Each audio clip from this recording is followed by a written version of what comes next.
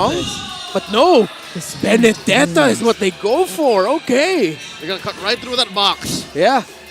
Dive in.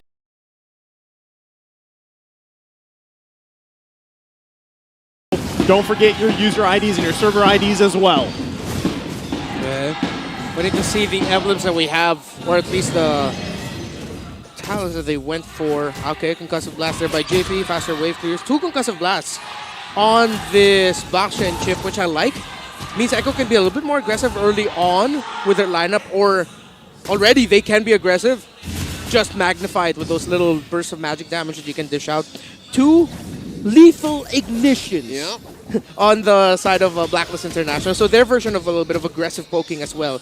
So you're seeing here the adjustments dealt from the Eve with her first skill now being able to clear minion waves a little bit quicker and better.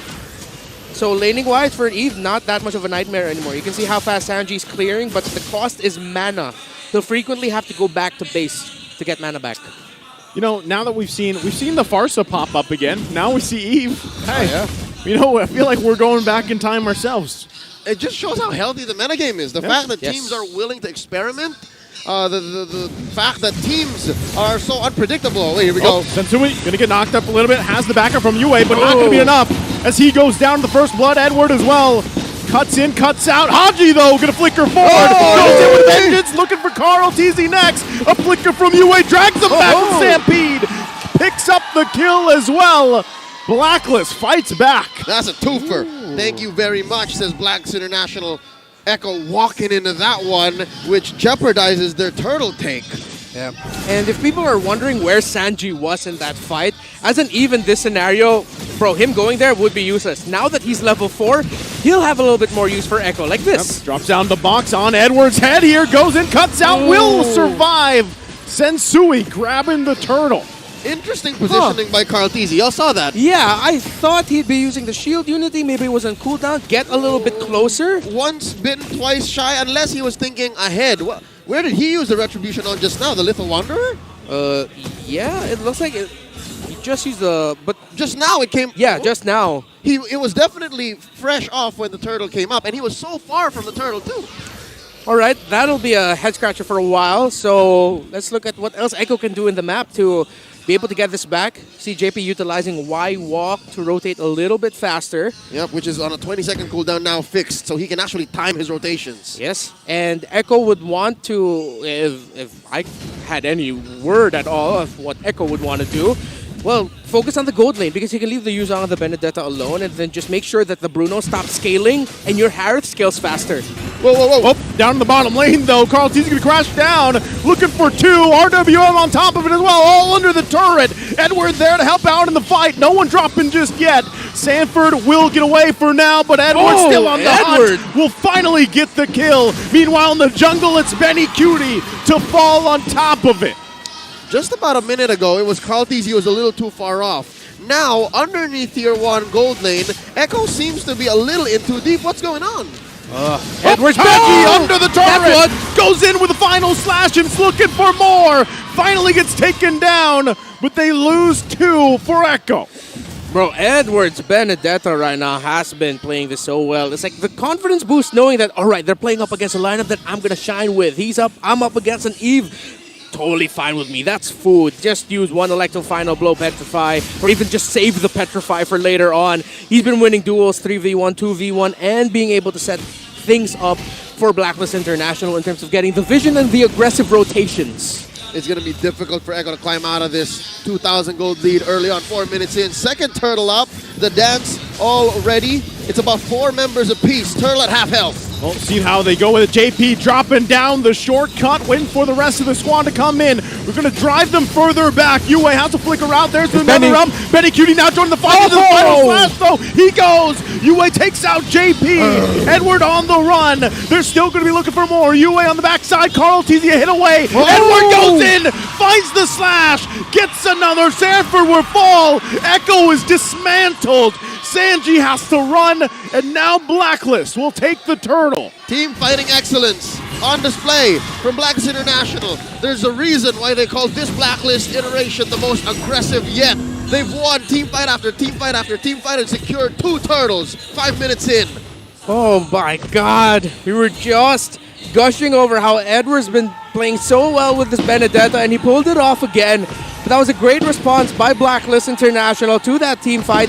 Incredibly unfortunate timing. The moment Benny Cutie said, all right, I'm going to hop into this portal, finally join in the fight, he gets final slashed back. Even though Echo were fighting really well under that Zaman force, and it looked like they could have been able to survive, again, the difference was they couldn't catch that Benedetta. And the fact that they were trying to chase something that was so elusive Yeah. allowed for Blacklist to just blast them. Again, it's the fact of target acquisition being so easy for Blacklist and for Echo being so difficult made that huge gap. And that's what we're looking at right now. 5,000 gold ahead in under 6 minutes. Just about 5,000 as well. So 1,000 per minute.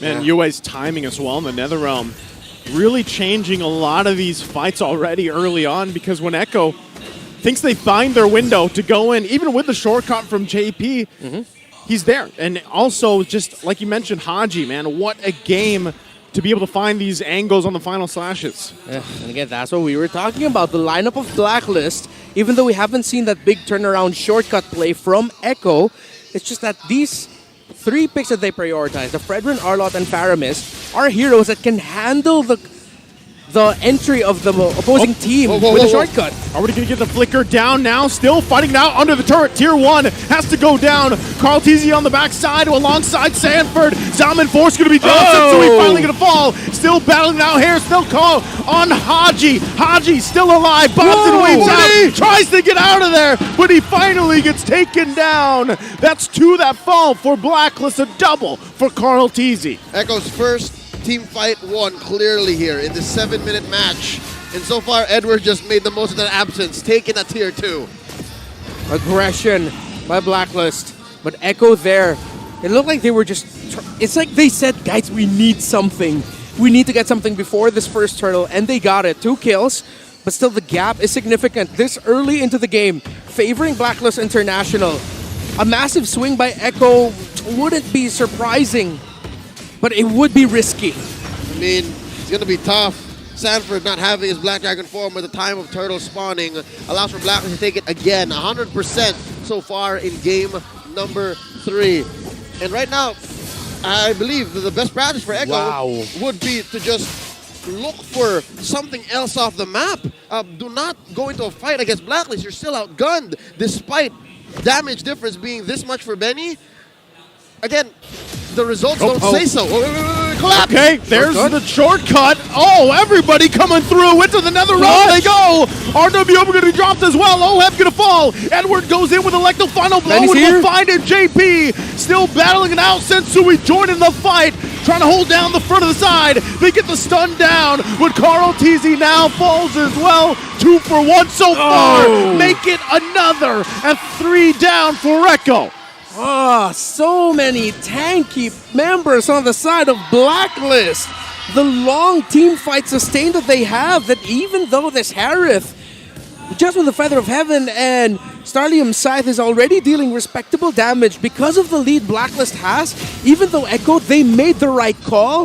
It's just unfortunate they couldn't take down the members of Blacklist. So now Echo, for the next few minutes, can't do that. They have to be more patient with who they try to take down. Oh, and now Carl Teasy threading the needle.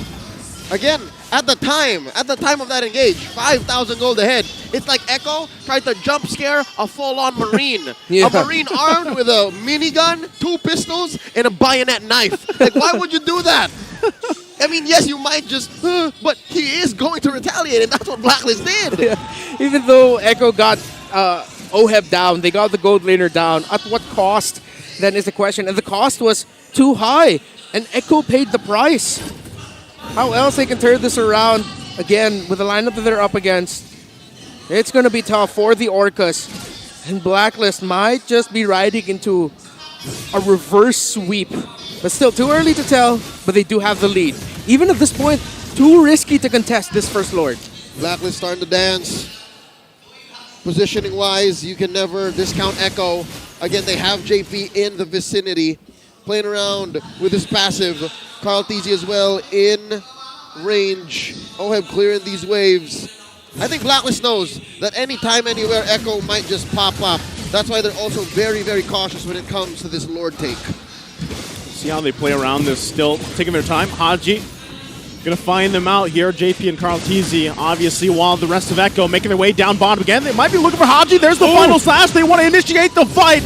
Into the back line he goes, looking for this Lord fight to break out. RW going to drop down as well into the Zaman Force. NetherRealm already going to be expended. Whoa, really? Blacklist on the run, it looks like here. Now Haji, though, and Carl Teasy will get the Lord, and they find Edward as well. The trade, and now UA goes in with the stampede. They get Benny Cutie. They get another one. Oheb looking for more. He's happy with the triple. That was a Pyrrhic victory from Echo. It cost them a lot, but they got what they wanted. Lord scored by the Orcas. Oh, Echo. Again, the question haunts them. At what cost? Yes, they got the Lord, as you mentioned, Leo, but Yue and Oheb chasing down the members of Echo alongside Sensui. What a call there by Blacklist to say we can still punish this. If we let them go back and go home, they can push out. And Blacklist are still smothering Echo. Look at the difference between the two gold laners. Massive lead still for the Bruno, almost 2,000 and still climbing. And the real-time win rate climbing as well for Blacklist, 64 over Echo's 36. Truth be told, I don't blame Echo with the way they've been playing the past few minutes. Again, one of their main strengths is the shock value. The fact that you can engage when most other lineups and teams would dare not to. And the fact that they got away with a Lord take despite losing the trade. And again, I would reckon netting negative on that Lord here just now. I think it's what they should have done because again, at least they're not staring down 7K. This could have been 7K ahead at 12 minutes. But because of what they did and the way that they've been playing so far, it's just barely 5, which is far from good. I'll tell you now, it's far from good. But at least it's allowing for them to be competitive. It's allowing for them to still have Blacklist respect what they're doing. Even when you saw that fight unfold before, Lord was even secured, you saw that Echo still has good fighting power. Yeah. And it's only going to continue to scale as the game goes on. So we'll see. It is a 5K gold lead for Blacklist International, but that's what I'm talking about. As the items come in, there's the Holy Crystal for Benny Cutie. It's going to help. Yeah, it's going to be a big spike. And there was something mentioned earlier. The combination of the Zaman Force plus the real-world manipulation is something Blacklist will have to respect, considering that Sanji just built up the Blood Wings, so it's going to be a little bit more difficult to take down this Eve. Not the power spike just yet that they're looking for, but the thing with Eve is since she continuously deals damage, the fact that now she also has a Glowing Wand up against the tanky members of Blacklist International, and don't forget, Glowing Wand is like DHS, but for magic users. With damage over time. With damage over time. So Sanji has the items that he has. He just needs to somehow blend everything really well with the rest of Echo, and Echo will need some really great teamwork to just layer their ability so well, their ultimate so well, that the NetherRealm will feel like an afterthought. But you has been so good. Which I think is the icing on the cake. The fact that they're surprising Blacklist might be what enables that. It's clear that that's what they want to do. Sword in the box. That's what they want to do, but will Blacklist allow it? If they get the entry, if Echo gets it in, then maybe they can shock Blacklist into submission. Now, Lord spawned already. Lower quarter of the map. Teams have all of their battle spells, all of their ults, so now it's just a matter of managing their waves. Echo needs to clear out these crashing minions. That's why Blacklist is able to start it up already. Lord, a fourth of its health gone. Making quick work of this Lord here. They do have the shortcut available. JP kind of just holding on to that, but Echo going to rotate themselves after dealing with the waves. Holding on to that Lord, less than half health. Blacklist International knows as well. There's the reset, though. And you see how Blacklist are actually positioning themselves against that beacon where Yue is nearby. They're also watching out for a flank, which is why it's hard for JP to flank it, because that's a Faramis. Yes, you can say that the Faramis you can burst down quickly, but that's going to be the NetherRealm still available for them. So great positioning by Blacklist to deal with this chip. Lord at a tenth of its health. Here we go. There's the final slash initiating the fight. Sanford just can't do anything. Gets deleted. Edward jumps in with a lethal final blow. Sensui will secure the Lord. Carl Teasy on the run. Sanji there to keep them at bay. But the objective secured by Blacklist. Carl Teasy forced to use that retribution early. You heard that sound. And once that retribution was dealt, there was only less than around 500 HP for it, and that was free for Sensui. He was a level down. The retribution diff between these two heroes at this point. And now Blacklist barreling on through. They're going to take this mid inhibitor. get that mid inhibitor. Lord making its way up top. We'll see if they can fully expose the base here of Echo. They're trying to hold it up front. There's the charge coming through. Yeah. Now for Blacklist. What more do they want? Great high ground defense for Echo, though. Yep. I think they're going to go ahead and probably not force the fight unless it's really Haji that actually wants to, but they're going to take that discipline route now, ballooning the lead 9,000 ahead. Safe for Blacklist to just let this go. That's a huge take off of just a single Lord to be able to push down and penetrate mid and top. So they're happy to wait for this third Lord now, spawning lower quarter once more. All right. So Enchanted Talisman was the fourth item that the Eve eventually went for. That was an Ice Queen wand at first, 3, so 4. So you're still... He chased the cooldown reduction, but he still doesn't have that big power spike that you'd want from an Eve. Let's see if it's going to be a Divine Flavor or a Holy Crystal last rim.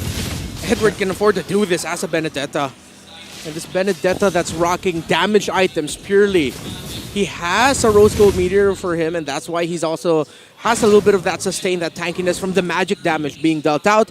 But majority of what he brought out to the table is pure damage. Hunter Strike, Sea Halberd, Malefic Roar for Edward. It's tough to be Echo right now. It's because it's so clear that their cores are dealing magic damage. Yeah. So as long as Blacklist build their Radiant Armors, their Athena Shields, Yes. Bob's your uncle, man. Yep. Great gold benefit for the House of Black this time around. 4K ahead because of that push, that mid and top lane inhibitor. As for Echo, you're looking at damage from all sorts, man. You alone is capable of so much burst, right? And then you're looking at Oheb and Edward dealing the physical.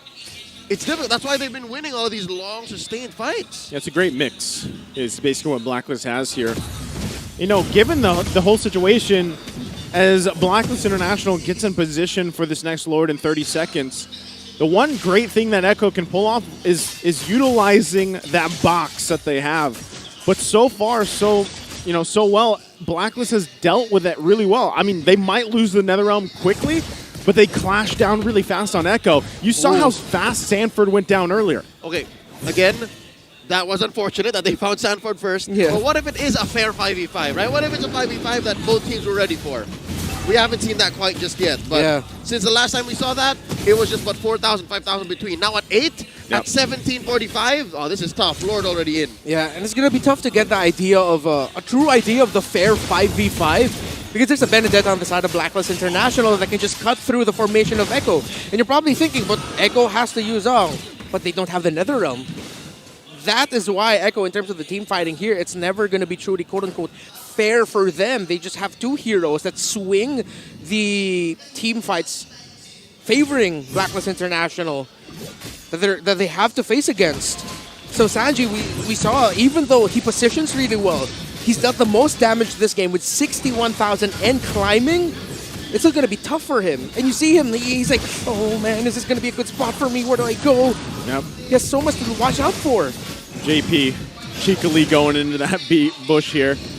Going to wait patiently. It does have that shortcut available, but they'll let Blacklist for now hold down the Lord. They know they have to clear the lanes as well. That's Benny Cutie's job.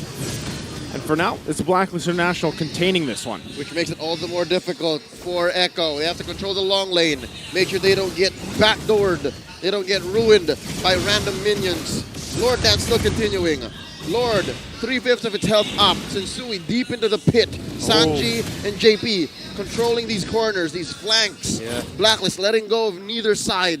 Massive control by the code breakers. Yeah, look how they adjusted their positioning. You and Edward going forward from the wings. This is great positioning right now by Blacklist. And that's why Echo cannot find an opening. Oh, Sanji can't poke though. He can check. But all he knows is Haji's going to be there, and that doesn't change the fact because the only one purify on their side is Benny Cutie, and he wants to use that for when they eventually collapse. Yeah, and you're probably wondering, why isn't Echo pulling the trigger? They're close enough in terms of the goal to fight this out. Well, Oheb's too far. They're looking out for that Bruno, and they're looking out for that Faramis. Oh, another reset, gentlemen. Lord here, back to full health. Yeah, because of the minion waves crashing in, Echo can't push out that much either. They're just stuck with clearing. You're going to have to just clear. Yeah, and just wait. Okay, to be fair, this is the best shape their base has been. Yep. Yeah. No minions have been in for the past maybe 30, 40 seconds. Sanji did also just pick up that Divine Glaive, so you know he's going to be locked in. Benny Cutie as well, clearing Edward. Haji. Massive. Not going to be able to land that combination. Okay, but Edward, look at him. If ever they commit the shortcut, does Benny Cutie know or does Echo know that Edward might actually go for the gank play, the split push play? Lord at an 8th, Lord at a 10th. It looks like they're going to go for it. Shortcut going to be dropped in as well. Sensui will get the Lord, and the fight's going to break out all into it.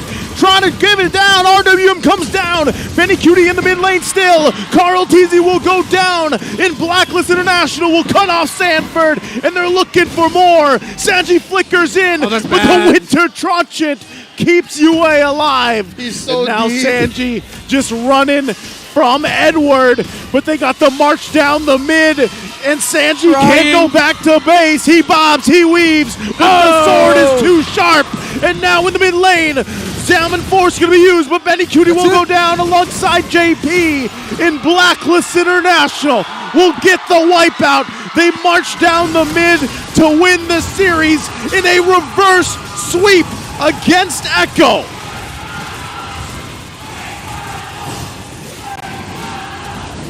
A triumphant day for all agents worldwide.